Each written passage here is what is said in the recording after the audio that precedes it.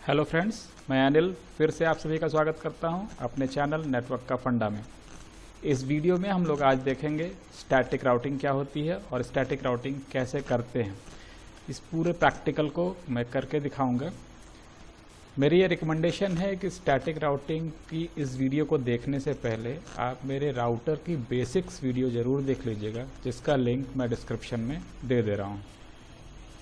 तो चलिए देखते हैं कि स्टैटिक राउटिंग क्या होती है और स्टैटिक राउटिंग कैसे की जाती है। इस नेटवर्क को एक बार ध्यान से देखिए। इस नेटवर्क के अंदर दो राउटर्स जिनके नेम राउटर ए और राउटर बी दिखाए गए हैं। अगर राउटर ए से राउटर बी के पास एक राउटिंग करनी है, मतलब क्या है कि अगर राउटर ए के पास कहीं से कोई पैकेट रिसीव होता है इसके एक इंटरफेस पे और इस पैकेट को सेंड करना है राउटर बी के पास, देन राउटर ए राउटर बी के पास कोई भी पैकेट कैसे सेंड करेगा। इस नेटवर्क के अंदर राउटर ए से राउटर बी तक पहुंचने के लिए 3 पाथ्स दिखाई दे रहे हैं। पहला path router A 1 2 and then B, दूसरा path router A 3 and B, and तीसरा path router A 4 5 6 and then finally router B. अब ये इन तीनों पाथ में से राउटर ए कौन से पाथ को सेलेक्ट करेगा, ये डिपेंड करता है कि राउटर ए के पास किस तरह की राउटिंग टेबल अवेलेबल है। राउटर ए के राउटिंग टेबल में अगर ये लिखा होगा कि पैकेट 1 2 बी से होके जाएंगे तो पैकेट इधर से जाएंगे, पैकेट इधर से भी जा सकते हैं अगर राउटिंग टेबल में ये पाथ लिखा होगा, और पैकेट में इधर से भी जा सकते हैं अगर राउटिंग टेबल में ये वाला पाथ मेंशन होगा। अब डिपेंड ये करता है कि राउटर ए की राउटिंग टेबल में चीज़ें लिखी कैसे जाती हैं। राउटर ए या किसी भी राउटर की राउटिंग टेबल 2 तरीके से लिखी जा सकती है। एक होता है स्टैटिक राउटिंग और एक होता है डायनेमिक राउटिंग। स्टैटिक राउटिंग क्या है और डायनेमिक राउटिंग क्या है, यहाँ पे थोड़ा सा ब्रीफ स्टैटिक और डायनेमिक राउटिंग को कर दे रहे हैं। डायनेमिक राउटिंग के लिए एक अलग सी वीडियो डाली जाएगी जहाँ पे आप इसकी डिटेल देखेंगे। इस वीडियो में स्टैटिक राउटिंग आप डिटेल में देख पाएंगे। स्टैटिक राउटिंग मीन्स अगर राउटर एक पर बैठा हुआ मैनेजर ये फिक्स कर दे कि पैकेट कौन से फिक्स पाथ से, अगर राउटर ए पे बैठा मैनेजर ये फिक्स कर दे कि पैकेट्स किसी एक फिक्स पाथ से राउटर बी के पास पहुंचेंगे और वो एंट्रीज इसके राउटिंग टेबल में मैनुअल कर दी जाए, तो वो कहलाता है स्टैटिक राउटिंग।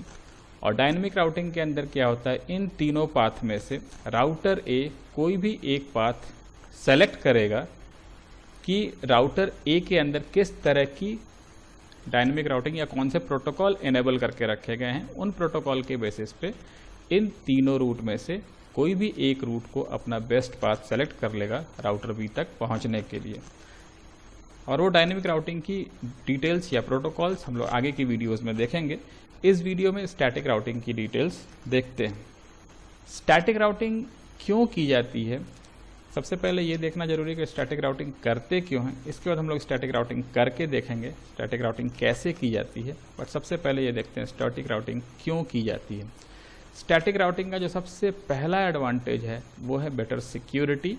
बेटर सिक्योरिटी का मतलब क्या है कि स्टैटिक रूट्स जो क्रिएट किए जाते हैं वो ओवर द नेटवर्क ब्रॉडकास्ट नहीं होते हैं, और ओवर द नेटवर्क ब्रॉडकास्ट नहीं होने से बेटर सिक्योरिटी अवेलेबल होती है यहाँ पे। दूसरा जो एडवांटेज है वो है लेस बैंडविड्थ का। लेस बैंडविड्थ यूज़ होती है क्योंकि किसी भी तरह का जो CPU साइकिल इसके अंदर यूज़ नहीं होती है रूट कैलकुलेशन और कम्युनिकेशन करने के लिए, इसलिए बैंडविड्थ का प्रॉपर यूटिलाइजेशन यहाँ पे हो पाता है। और तीसरा और सबसे बड़ा एडवांटेज ये है कि स्टैटिक रूट के अंदर पाथ जो होते हैं वो नोन होता है, इसलिए मैनेजर को पता होता है कि कौन से पाथ से पैकेट रूट हो रहे हैं। इसके अलावा स्टैटिक रूट को कब यूज़ करना है या क्यों कब यूज़ किया जाता है, ये चीज़ें भी जान लेते हैं। इसके बाद हम लोग इसको करके देखेंगे। तो स्टैटिक रूट को सबसे जो प्राइमरी 3 यूज़ हैं उसके, वो ये है कि सबसे पहला तो यूज़ इसलिए करते हैं इसका या तब करते हैं जब राउटिंग टेबल का मेंटेनेंस बहुत क्रिटिकल कहीं पे हो, तो वहाँ पे स्टैटिक टेबल या स्टैटिक राउट्स यूज़ नहीं किए जाते हैं। स्टैटिक राउट्स में राउटिंग टेबल मेंटेनेंस बहुत आसान होता है, इसलिए जहाँ पे छोटा नेटवर्क होता है, जहाँ पे राउटिंग टेबल बहुत कॉम्प्लिकेटेड नहीं है, उन जगहों पे स्टैटिक रूट्स यूज़ किए जाते हैं। दूसरी चीज़ है कि स्टैटिक राउटिंग स्टब नेटवर्क के अंदर यूज़ किए जाते हैं। स्टब नेटवर्क क्या होता है? स्टब नेटवर्क होता है जब कोई एक राउटर या कोई एक नेटवर्क सिर्फ एक ही दूसरे नेटवर्क से कनेक्ट हो या एक ही दूसरे राउटर से कनेक्टेड हो। मतलब इस केस में राउटर 1 सिर्फ राउटर 2 से कनेक्टेड है और इस राउटर 1 का कोई दूसरा नेबर नहीं है, तो इस कंडीशन में ये बोलेंगे कि ये पूरा जो नेटवर्क जो राउटर R1 के गिग 0/0 पे कनेक्टेड जो नेटवर्क है वो स्टब नेटवर्क है, क्योंकि इस नेटवर्क के अंदर जो भी पैकेट होगा उसको सिर्फ यही राउटर सर्व कर रहा है और इस राउटर से निकलकर दूसरे राउटर में जाने के लिए सिर्फ एक ही इंटरफेस अवेलेबल है या एक ही लिंक अवेलेबल है, तो ये नेटवर्क कहलाएगा स्टब नेटवर्क और ये राउटर कहलाएगा स्टब राउटर। अगर इस राउटर के पास R2 के अलावा कोई दूसरा भी राउटर होता जो इसके किसी दूसरे इंटरफेस से कनेक्टेड होता, तब ये राउटर स्टब राउटर नहीं कहलाता। इसके अलावा जो तीसरा सबसे अच्छा यूज़ होता है इस स्टैटिक राउट्स का कि इसके अंदर डिफ़ॉल्ट स्टैटिक रूट भी क्रिएट किए जा सकते हैं। डिफ़ॉल्ट स्टैटिक रूट जब हम लोग इसका कॉन्फ़िगरेशन करेंगे तो वहाँ पे डिफ़ॉल्ट स्टैटिक रूट को आपको हमें समझ में आएगा। तो कॉन्फ़िगरेशन के लिए हम लोगों ने इस तरह का एक नेटवर्क यूज़ किया है जिसके अंदर 3 राउटर हैं, router 1, router 0 and router 2। Router 1 से एक स्विच कनेक्टेड है और कुछ पीसीज कनेक्टेड है। इसी तरह से राउटर 2 से एक स्विच कनेक्टेड है, राउटर 0 से एक स्विच कनेक्टेड और सबसे हमने 2-2 पीसीज कनेक्ट किए हैं। ये हम सभी को पता है कि राउटर्स के जितने भी इंटरफेसेस होते हैं, सभी इंटरफेसेस के ऊपर आपको अलग अलग नेटवर्क एड्रेसेस के आईपी एड्रेसेस असाइन करने होते हैं। तो राउटर 1 के ऊपर इस इंटरफेस के ऊपर हमने जो इस तरफ नेटवर्क असाइन किया है वो 10.10.10.0 का नेटवर्क असाइन किया है। राउटर 1 के इस इंटरफेस के ऊपर जहाँ पे प्रैक्टिकल करेंगे तो यहाँ पे इंटरफेस का नाम भी आपको दिखाई देगा, उसके ऊपर 192.168.1.0 का नेटवर्क असाइन है। इसी तरह राउटर 0 के इस नेटवर्क के ऊपर जो स्विच से कनेक्टेड है वहाँ 20.20 का नेटवर्क कनेक्टेड है और दूसरे इंटरफेस के ऊपर 172.16.1.0 कनेक्टेड है। राउटर 2 के इस इंटरफेस के ऊपर 30.30.30.0 कनेक्टेड है।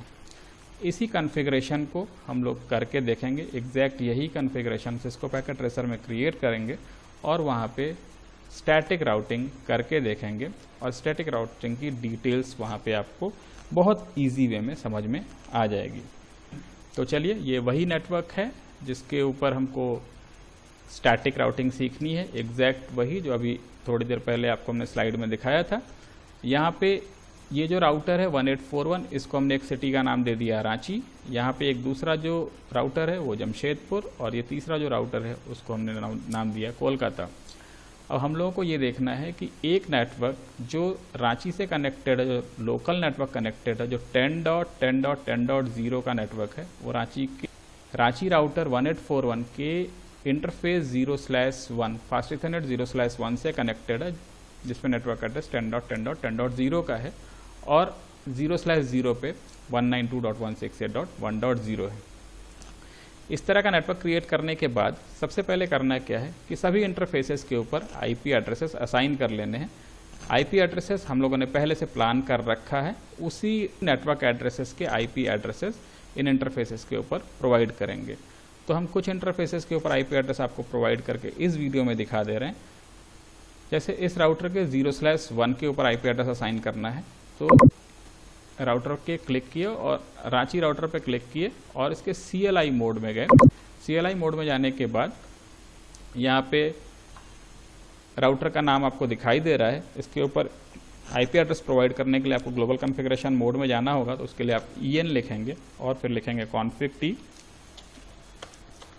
और जिस इंटरफेस के ऊपर आपको आईपी एड्रेस प्रोवाइड करना है INT/FA 0/1 और इसके ऊपर आईपी एड्रेस इस तरीके से लिखें। जिस भी इंटरफेस के ऊपर आपको आईपी एड्रेस प्रोवाइड करना है, सबसे पहले आपको लिखना होगा उस इंटरफेस का नाम INT/FA और उसके या गीगाबिट होगा तो INT गिग, आईपी एड्रेस और इसका जो एड्रेस हम लोगों ने प्लान किया यहाँ पे, इसका एड्रेस डाल देते हैं 10.10.10.1 और इसका सबनेट मास्क 255.255.255.0 डाल देते हैं।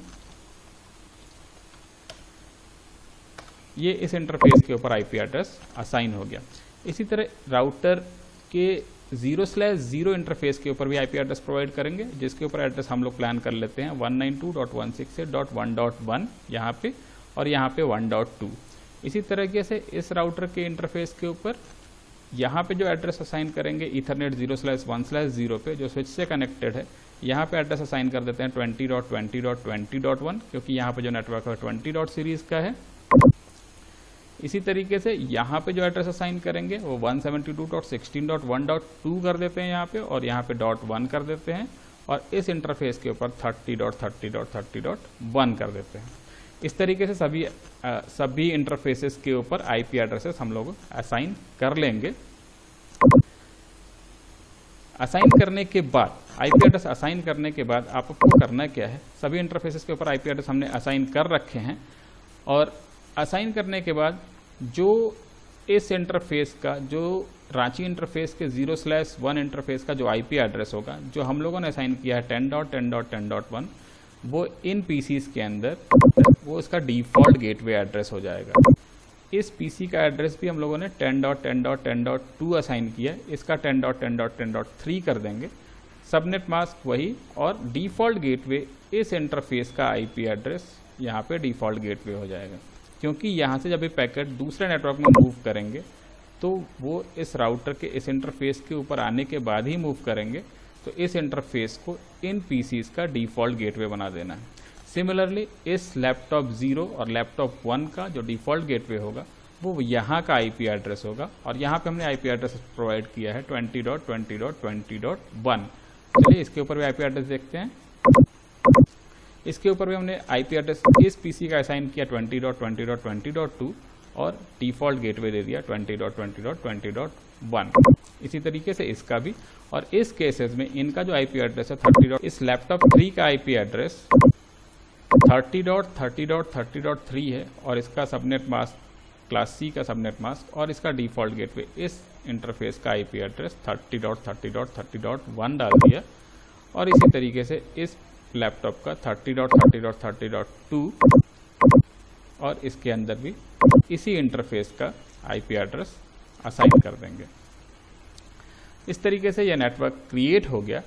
अब इसके अंदर करना क्या है कि यहाँ से अगर लैपटॉप 4 से कोई पैकेट जनरेट होता है इस लैपटॉप 3 के लिए या लैपटॉप 1 के लिए, तो होगा क्या कि लैपटॉप 4 से जो पैकेट जनरेट हो रहा है वो विद इन नेटवर्क, तो लोकल एरिया नेटवर्क होने की वजह से विद इन नेटवर्क तो ये मूव कर सकता है, बट यहाँ पर 10 का नेटवर्क है और पैकेट को जाना है 30 के नेटवर्क में, मीन्स दूसरे नेटवर्क एड्रेस के अंदर इस पैकेट को जाना है, तो दो अलग अलग नेटवर्क एड्रेसेस के बीच में कम्युनिकेशन कराने के लिए ही राउटर यूज़ किया जाता है।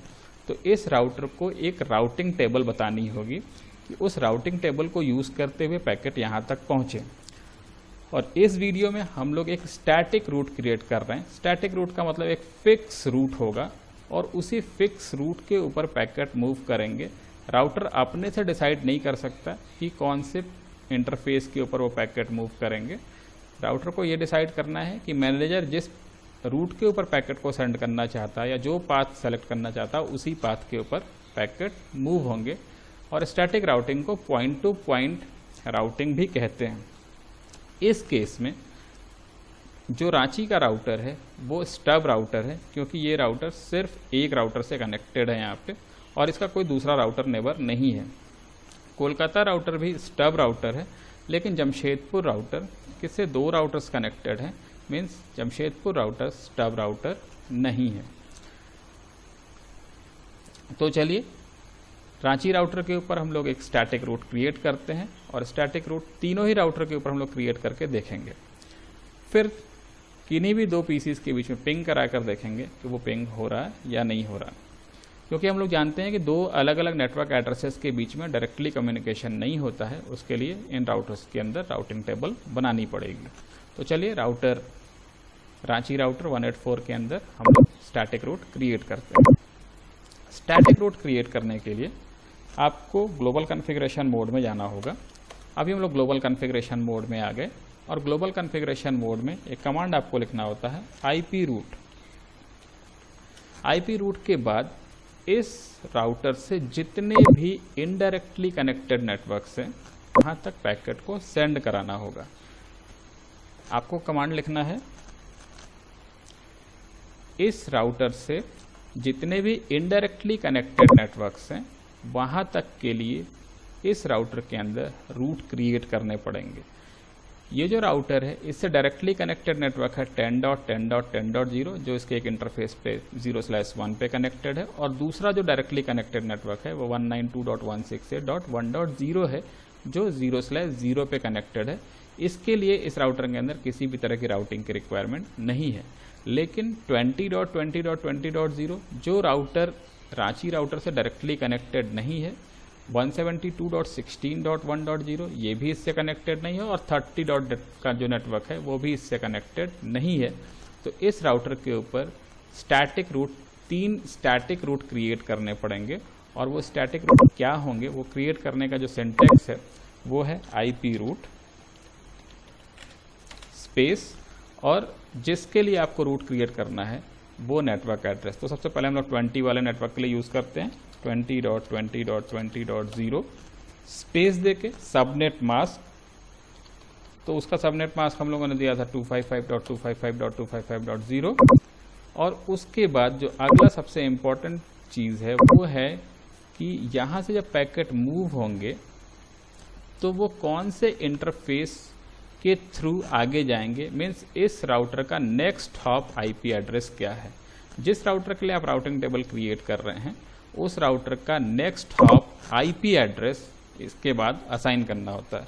तो इस केस में यहाँ पे हम लोगों ने IP एड्रेस 192.168.1.1 दिया है और यहाँ पे 1.2 दिया है। तो इस राउटर का नेक्स्ट हॉप हो जाएगा 192.168.1.2। तो यहाँ पे हम लोग एड्रेस डालते हैं 192.168.1.2।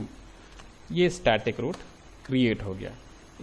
इसी तरीके से इस राउटर से जो दूसरा इनडायरेक्टली कनेक्टेड नेटवर्क है वो 172.16.1 है, तो उसके लिए भी एक रूट क्रिएट करेंगे, और उसके लिए जो रूट क्रिएट होगा उसके लिए सिंटैक्स क्या होगा, सेम IP रूट वहाँ भी लिखेंगे IP रूट, और जो उससे इनडायरेक्टली कनेक्टेड नेटवर्क है 172.16.1.0 उसका सबनेट मास्क 255.255.255.0, और वहाँ तक भी पहुँचने के लिए जो इंटरफेस यूज़ होगा, इसका नेक्स्ट हॉप एड्रेस होगा, वो वही एड्रेस है, क्योंकि ये राउटर एक स्टब राउटर है और इससे आगे कहीं भी किसी दूसरे नेटवर्क में जाने के लिए यही इंटरफेस जो है वो इसका नेक्स्ट हॉप एड्रेस है।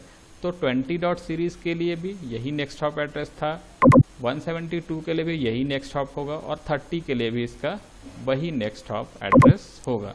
तो इसमें भी नेक्स्ट हॉप एड्रेस वही डाल देंगे 192.168.1.2।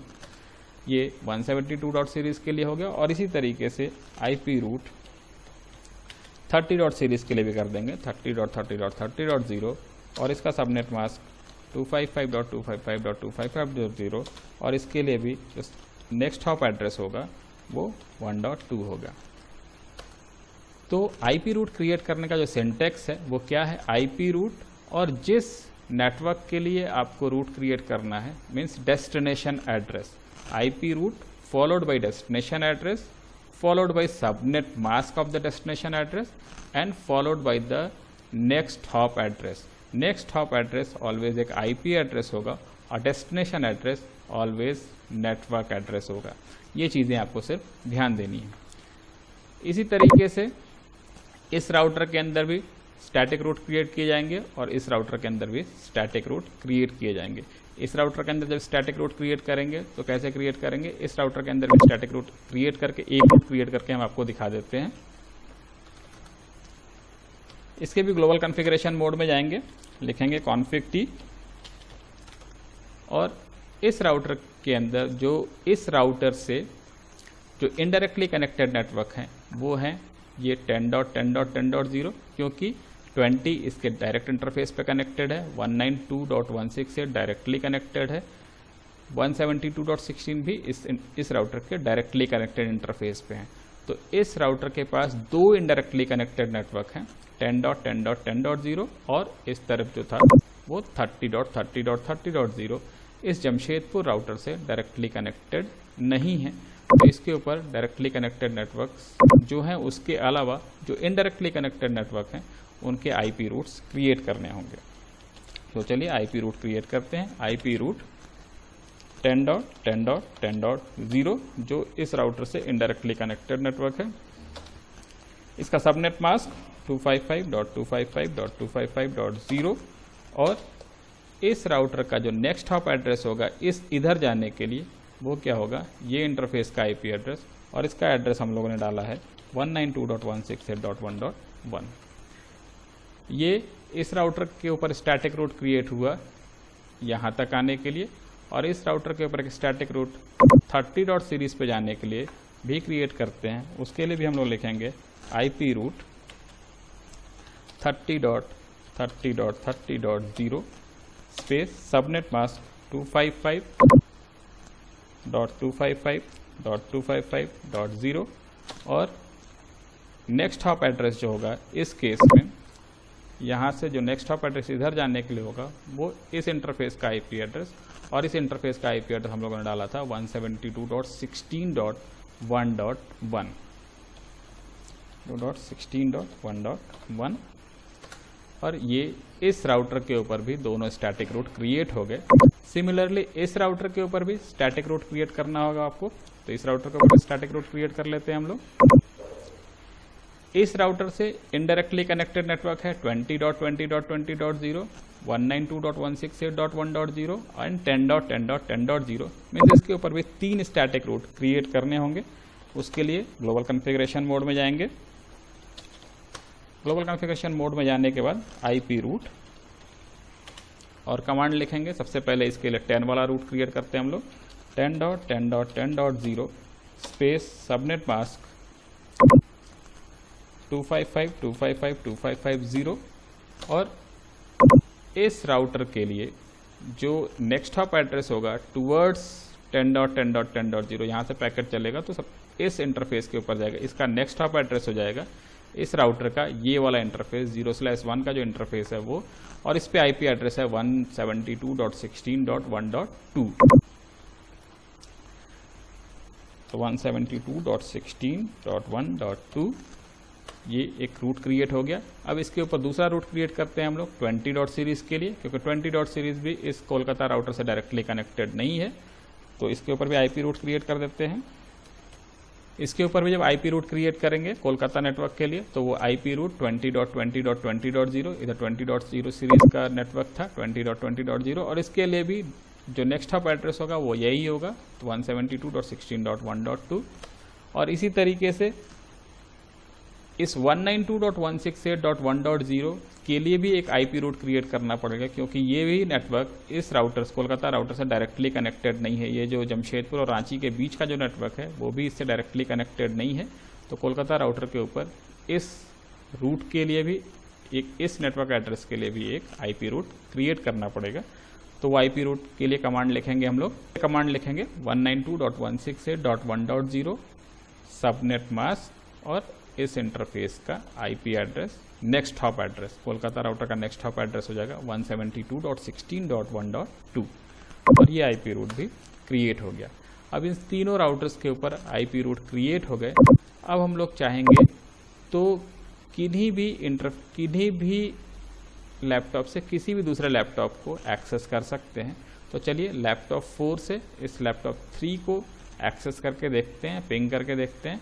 इस लैपटॉप 4 से लैपटॉप 3 का आईपी एड्रेस एक बार चेक कर लेते हैं। लैपटॉप 3 का आईपी एड्रेस है 30.30.30.3 और इसका जो आईपी एड्रेस है वो है 10.10.10.2।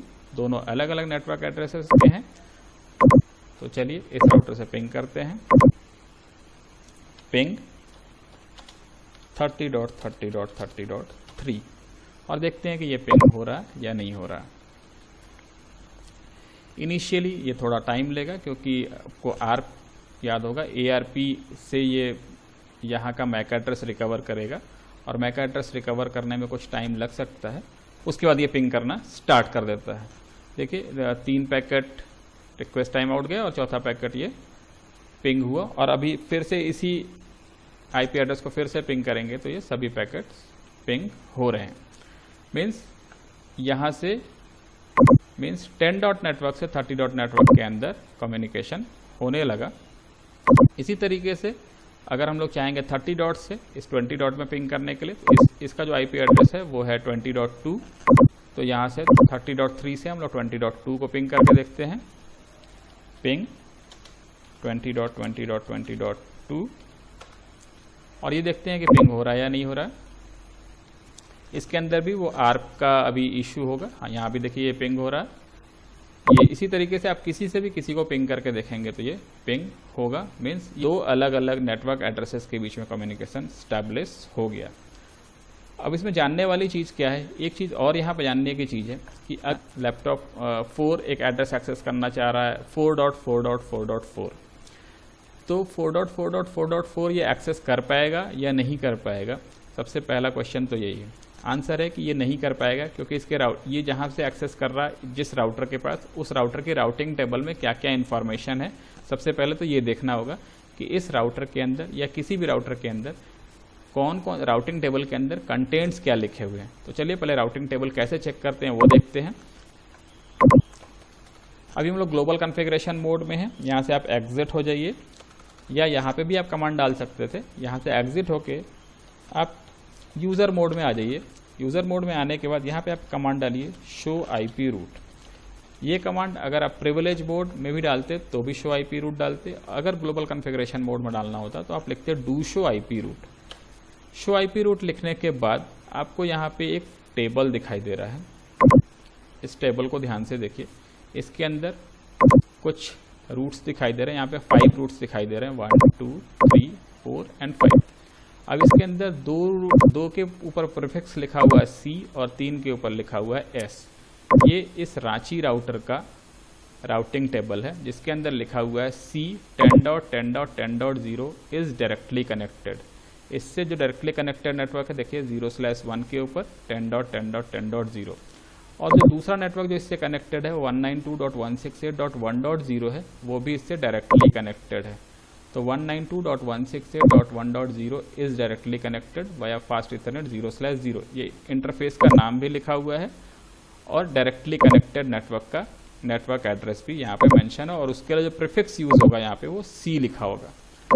बाकी जो दूसरे नेटवर्क एड्रेसेस हैं जो 20.0 हैं, 30.0 हैं एंड 172.16.1.0 हैं, ये जो इससे इनडायरेक्टली कनेक्टेड है उन पे कैसे पहुंचेगा ये राउटर? Via static route. ये S जो प्रीफिक्स लिखा हुआ है वो इंडिकेट कर रहा है कि ये स्टैटिक रूट के थ्रू कैसे पहुंचेगा। देखिए स्टैटिक, यहाँ पे जब हमने कमांड चलाया तो यहाँ पे लिखा था C मीन्स कनेक्टेड और S इंडिकेट कर रहा है स्टैटिक के लिए। तो ये स्टैटिक रूट के थ्रू वहाँ तक पहुँचेगा। तो ये राउटर को पता है कि जैसे ही इसके ऊपर कोई पैकेट आएगा और उसके ऊपर एड्रेस लिखा होगा 30 डॉट सीरीज का, तो वो अपने राउटिंग टेबल में चेक करेगा कि ये स्टैटिक रूट के थ्रू पहुंचेगा। स्टैटिक रूट वाया 192.168.1.2 के ऊपर इसको फॉरवर्ड कर देगा, क्योंकि इसके राउटिंग टेबल में ये इन्फॉर्मेशन लिखी हुई है। अब जो क्वेश्चन था कि अगर ये यहाँ से कोई पैकेट जनरेट होता है और उसके ऊपर डेस्टिनेशन एड्रेस लिखा रहा है 4.4.4.4, तो वो पैकेट जब इसके इस इंटरफेस के ऊपर पहुंचेगा तो वो राउटिंग टेबल में चेक करेगा, तो 4.4.4 कहीं पे भी अवेलेबल नहीं है, तो वो पैकेट वहीं पे ड्रॉप हो जाएगा। तो उसके लिए क्या करते हैं, एक डिफ़ॉल्ट रूट क्रिएट किया जाता है। डिफ़ॉल्ट रूट क्रिएट करने का सिंटेक्स क्या होता है वो ग्लोबल कॉन्फ़िगरेशन मोड में वो भी लिखा जाएगा। तो ग्लोबल कॉन्फ़िगरेशन मोड में आ जाते हैं और वो डिफ़ॉल्ट जो रूट होता है उसके लिए कमांड जो लिखा रहता है वो लिखा जाता है IP रूट 0.0.0.0 और इसका सबनेट मास्क भी 0.0.0.0। मीन्स एक डिफ़ॉल्ट रूट क्रिएट कर दिया था 0.0.0.0/0, और इसका जो नेक्स्ट हॉप एड्रेस है वो नेक्स्ट हॉप एड्रेस आपको बता देना होगा राउटर का। ये वाला इंटरफेस इस राउटर के ऊपर आप क्रिएट कर रहे हैं तो इसका नेक्स्ट हॉप एड्रेस बता देना है कि ये नेक्स्ट हॉप एड्रेस है, और इसके ऊपर आपने एक नेक्स्ट हॉप एड्रेस आप प्रोवाइड कर सकते हैं 192.168.1.2। अब ये एक डिफ़ॉल्ट रूट क्रिएट हो गया। अब कहीं पे एक और नेटवर्क कनेक्ट होगा जिसके अंदर 4.4.4 है और वो इस राउटर के अंदर क्रिएटेड नहीं है। फिर भी वो 4.4.4 के ऊपर एक्सेस कर लेगा, क्योंकि इसके डिफ़ॉल्ट रूट इस तरीके से ये क्रिएट किया। ये स्टैटिक रूट की एक ब्यूटी है कि जिसके अंदर आप डिफ़ॉल्ट रूट क्रिएट कर पाते हैं, जिसके अंदर जो एड्रेस लिखा जाता है वो 0.0.0। अगर आपने ये 0.0.0.0 पहले ही क्रिएट कर दिया तो ये सब क्रिएट करने की भी आपको ज़रूरत नहीं पड़ती है, और किसी भी तरह का कोई पैकेट होगा वो ईजी वे में दूसरी जगह पहुंच जाता है। तो इस तरीके से आप स्टैटिक रूट क्रिएट करते हैं, और स्टैटिक रूट के साथ साथ आप राउटिंग टेबल को चेक कर पाते हैं किसी राउटर का राउटिंग टेबल कैसा है। तो ये था स्टैटिक राउटिंग का ओवरऑल व्यू। और स्टैटिक राउटिंग का जो सिंटेक्स था वो सिंटेक्स क्या था, IP root followed by destination address followed by subnet mask and उसके बाद नेक्स्ट हॉप आईपी एड्रेस। और आईपी रूट डेस्टिनेशन एड्रेस जो होगा वो एक नेटवर्क एड्रेस होगा। सबनेट मास्क आपको पता है कि जो सबनेट मास्क वहाँ का था वो सबनेट मास्क, और next hop address always next hop का आईपी एड्रेस होगा। इस वीडियो में इतना ही, मिलते हैं अगले वीडियो में। Till then take care and bye, और चैनल को सब्सक्राइब करना नहीं भूलिएगा।